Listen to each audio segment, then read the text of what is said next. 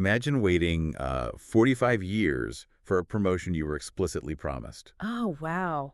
That is a long time. Right. And you finally get you're 85 years old, and instead of taking, the easy retirement package or like the corner office with the nice view, Yeah. you point to the most hostile, obstacle-infested failing sector on the entire map and say, give me that one. I want to fight for that one. I mean, it completely defies all conventional logic. Totally. Most of us spend our entire lives trying to eliminate friction, Yeah, not volunteering for it at age 85. exactly. When we talk about ambition and success today, there is a very clear expected map. Sure. You put in your time, you steadily climb, you acquire the physical assets, Mhm. the house, the title, the portfolio, and everyone points and says, there it is. That's success. Yep, the modern dream. But when you look into the ancient historical records of the Israelites, that map it's completely shredded. We are looking at a landscape of achievement that is entirely upside down compared to our modern sensibilities. It really is a fascinating study in contrasts.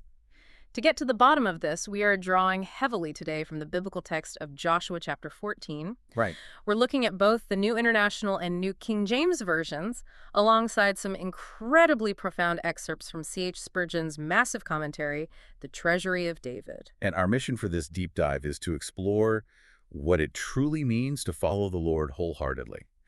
We are zeroing in on the unique role of the Levites, this unbelievable story of Caleb, and how their ancient examples translate into practical mindsets for you right now navigating the modern world. Because these sources present a radical definition of success, one based entirely on unwavering devotion rather than, material accumulation. Okay, let's unpack this. Because to really understand that, to truly appreciate Caleb's famous land inheritance later on, the sources show us we first have to look at the tribe that received absolutely no land at all. The Levites. Right, the tribe of Levi. When Joshua and Eleazar the priest were dividing the land of Canaan among the Israelites, the text in Joshua 14 explicitly states that Moses had granted the other tribes their inheritance, but to the Levites. Nothing. He gave zero territory, none. Yeah. Just like towns to live in and pasture lands for their livestock. Which is staggering when you consider the context. I mean, in an agrarian ancient society, land isn't just a nice asset. No. Land is literal wealth. It is your identity, it is your political power, it is your generational security. To be given no land is to be made completely economically vulnerable. So why do it? Why leave an entire tribe so vulnerable? Well, because they were set apart entirely for God's service. If we look at Spurgeon's commentary surrounding Psalm 106, Aaron, who was a Levite and the high priest, is referred to as the saint of the Lord. The saint of the Lord. Right. He was set apart to be holiness unto the Lord, designated to offer sacrifices and intercede for the people. The underlying mechanism here is profound.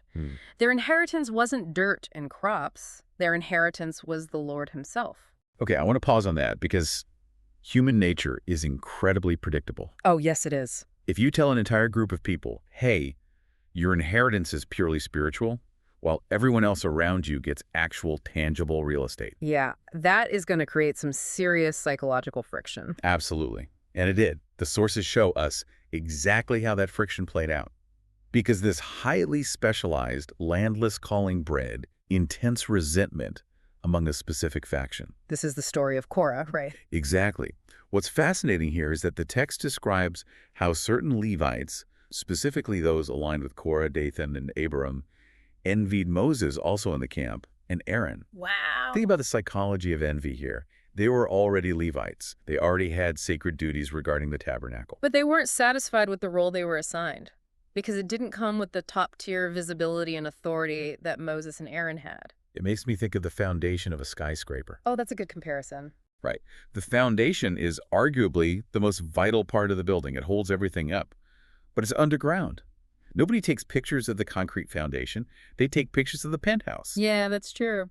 And Korah basically looked at his role as the foundation and said, I want to be the penthouse. That is a perfect way to visualize it. If the foundation tries to climb up and become the roof, the entire structure collapses. Exactly. And that's exactly the kind of destructive ambition Korah introduces. They actually intruded into the priesthood, attempting to offer what the text calls strange fire before the Lord. Let's clarify that for a second, because strange fire sounds like something out of a fantasy novel. It really does. What exactly does that mean in this context? Is it just like unauthorized worship? Essentially, yes. It's doing the right thing, offering incense, but doing it completely the wrong way, outside of God's prescribed mandate. Got it. It's an attempt to manufacture divine endorsement without divine submission. They were hijacking a sacred ritual to essentially run a PR campaign for their own leadership. They wanted the glory without the obedience. And the result was catastrophic. Completely. The text notes they met a fitting death, Mm-hmm.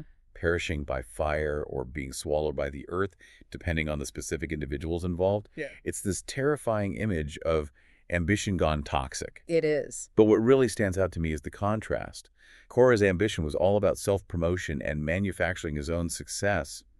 But the sources show us that true wholeheartedness requires the exact opposite. And we see that perfectly in another Levite, Phinehas. Phinehas is such a striking figure. When the Israelites were falling into terrible corruption and idolatry, Phinehas took decisive, severe action against it. He did. And the text tells us that his valorous deed was counted unto him for righteousness unto all generations forevermore. He demonstrates the very first facet of wholeheartedness, which is righteous zeal. I have to admit, though, whenever I hear the word zeal, my modern brain instantly translates it to toxic outrage. Oh, for sure. We live in a world where people act terribly, screaming on the internet, acting like vigilantes, all in the name of being zealous for their cause. It's incredibly easy for zeal to just become an excuse for chaotic anger. Yeah, that's a very common modern reading of it. Was Phinehas just a religious vigilante who snapped? It's a very fair question, and our sources unpack his internal state very carefully to answer it. The difference between toxic outrage and righteous zeal comes down to motive and submission. Okay, motive and submission. Right. Phinehas was not driven by personal ambition like Korah. He wasn't acting out of private revenge, and it wasn't fanatical bigotry. The text says he was urged on by a pure zeal for God, indignation at open filthiness, and true patriotism. But there's a phrase Spurgeon uses that absolutely stopped me in my tracks. He describes Phinehas' zeal as a submissive grace. Yes. That feels like a massive paradox. Yeah. How can zeal, which is inherently aggressive and forceful, how can that be submissive? That paradox is the absolute crux of the matter. True zeal, according to these texts, is always in obedience to God's will, not a pressure release valve for a person's own frustration. Wow. It is termed a submissive grace because it acts entirely under God's mandate. Think of it like a scalpel versus a chainsaw. A scalpel versus a chainsaw. I like that. A chainsaw is just chaotic energy destroying everything in its path. A scalpel is sharp, it cuts, it is severe, but it is completely yielded to the precise intention of the surgeon holding it. That distinction changes everything. Toxic outrage is the chainsaw. Submissive grace is the scalpel. Phinehas wasn't throwing a tantrum. He was executing a divine mandate with precision. Exactly. Korah acted out of self-promotion, but Phinehas acted out of self-erasure, caring only for God's honor, not his own reputation. And Spurgeon actually brings us right into the Reader's Lab. He does. He asks a series of rapid-fire questions to show what this kind of submissive zeal looks like today. He says, do your bold efforts testify your zeal? Sinners blaspheme, do you rebuke? His Sabbaths are profaned. Do you protest? False principles are current. Do you expose the counterfeits? And as a quick note on that last point, Spurgeon, writing from his specific 19th century Protestant context, points to Rome's idolatries as his historical example of those false principles. Right. And while we're strictly looking at his historical perspective here, rather than taking any sides on that specific theological debate, the broader mechanism he's highlighting is universal right, the willingness to expose counterfeits. Precisely. We're just reporting his historical viewpoint on maintaining a separated path. But the core question is, are you willing to stand up for the truth when it's unpopular, but do so with the submissive grace rather than arrogant outrage? Right. Okay, so if Phinehas shows us the zeal of wholeheartedness, then Caleb, who is the main focus of Joshua 14, shows us the unyielding endurance of it. Yes, he does. If you want a case study in psychological fortitude, it is Caleb. Without question. To understand the magnitude of what Caleb does at age 85, we have to rewind 45 years. Caleb, at 40 years old, is sent from Kadesh Barnea to spy out the land of Canaan. A completely daunting task. He and his fellow spies go in, and they see heavily fortified cities and giants, the Anakites. The Anakites, yeah. And here's where human nature kicks in again.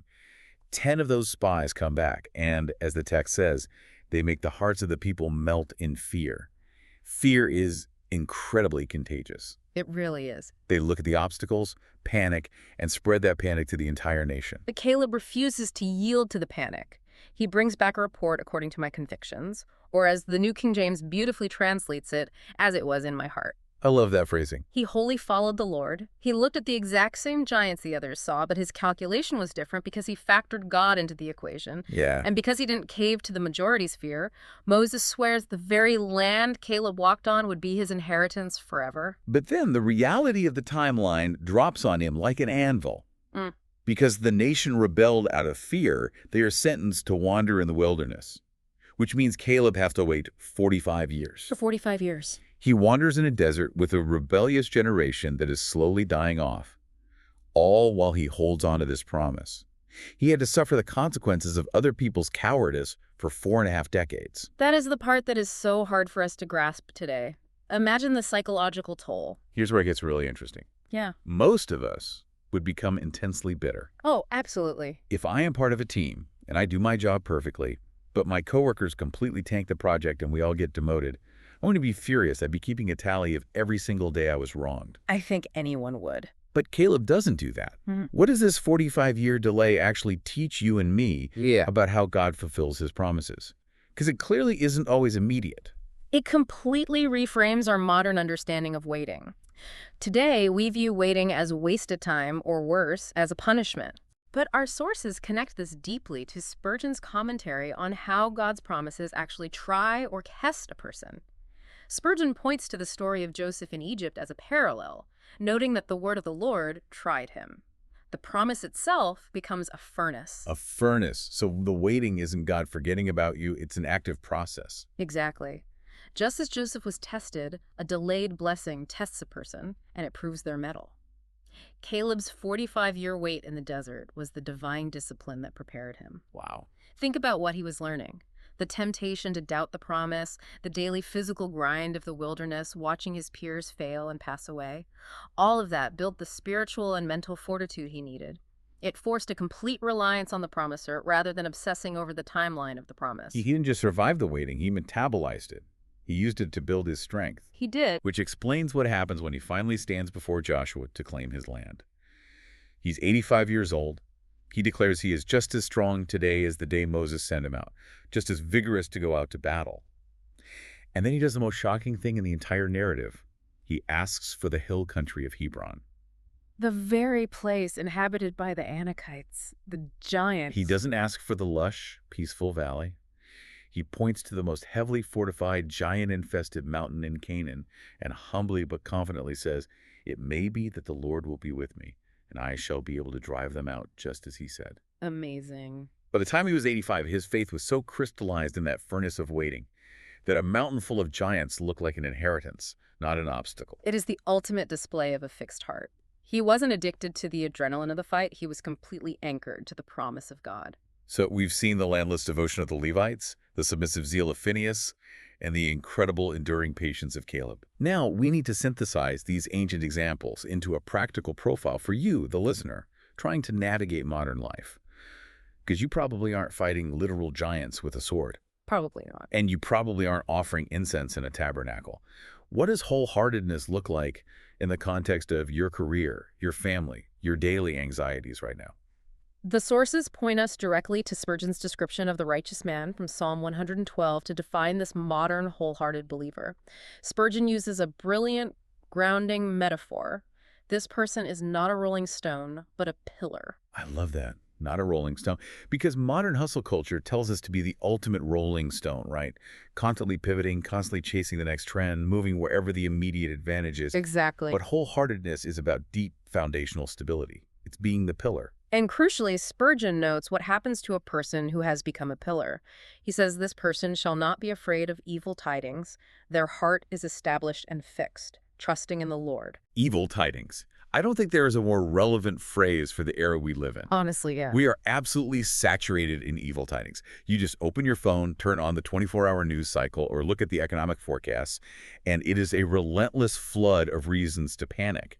It's the modern equivalent of the 10 spies coming back and making the hearts of the people melt in fear. Precisely. Fear is the ultimate destabilizer. And if we look at Caleb, he embodies this immunity to fear perfectly. It really does. He harbored zero bitterness over his 45-year delay, and he harbored zero panic about the giants. The wholehearted person is devoid of this kind of paralyzing fear, and they don't desire private revenge against their enemies.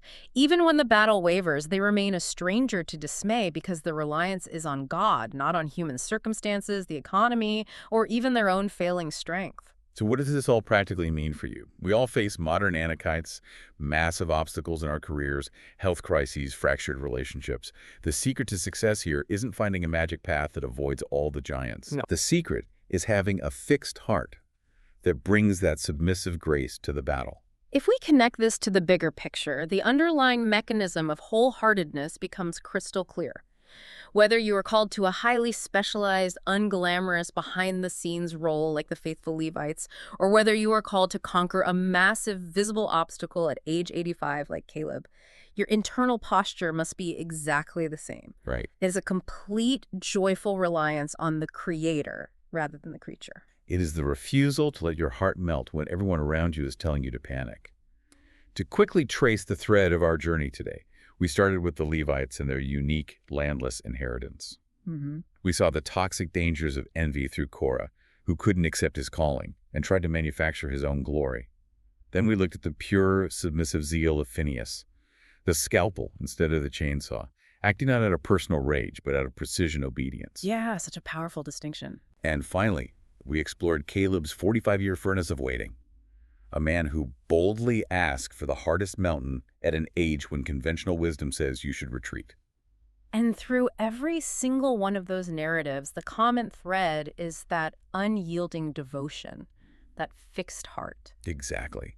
For you listening, remember that following the Lord wholeheartedly isn't about immediate, visible, linear success. It is not about avoiding the wilderness. It is about holding on to your convictions when the crowd caves to fear. Yes. It is the quiet, enduring strength of the pillar, rather than the erratic motion of the rolling stone. It is recognizing that the waiting isn't wasted. It is the very thing preparing you for the mountain.